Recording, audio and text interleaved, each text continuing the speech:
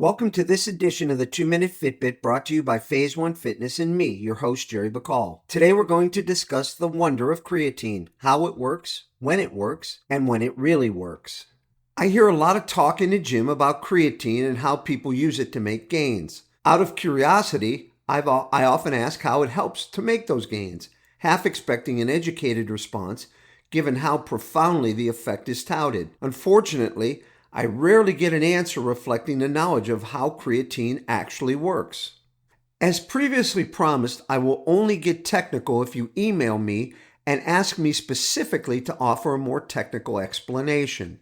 But simply put, creatine is implemental in producing ATP, which is adenosine triphosphate, the only usable fuel by the muscle at the cellular level. Once cellular respiration occurs and ATP is used by the muscle, the resulting compound is ADP, or adenosine diphosphate, which is a depleted energy source. The body's natural source of creatine is phosphocreatine. Once phosphocreatine is depleted, it limits the production of ATP. Supplemental creatine's ability to easily shed a phosphate molecule and convert ADP back to ATP, which leads to increased muscular contraction that otherwise would not have been possible. If you're on creatine and your training level doesn't fall into the intense category, then chances are any sensed feeling of the creatine working is likely a placebic feeling. For creatine to be effective, you have to deplete the body's natural phosphocreatine stores.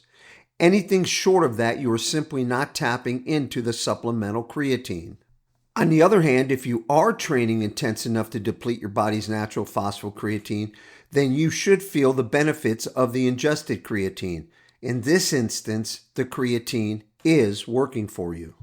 Creatine is really effective when you're training at your highest level of intensity. The creatine allows for increased rapid production of ATP, given an extra 4 to 6 seconds of energy to complete the last 1 to 2 reps. As you know, when training with high intensity, it's those last 1 to 2 reps where the growth happens. To sum it up, taking creatine if you're not training intensely is probably only providing placebic effect, which is not to be discounted. However, it needs to be understood that the real effect does not happen until the intensity is increased. Increase your intensity to gain the full effect of the creatine supplement and watch your body respond in size and strength. Thanks again for tuning into this edition of the 2-Minute Fitbit brought to you by Phase 1 Fitness. Join us again when we discuss another interesting topic. Be sure to check out our mini-series on Mike Mentzner and the intensity for density training principles designed to help the natural bodybuilder maximize effort and gains. Until then, I'm your host, Jerry Bacall, wishing you success, and above all, please stay safe and healthy.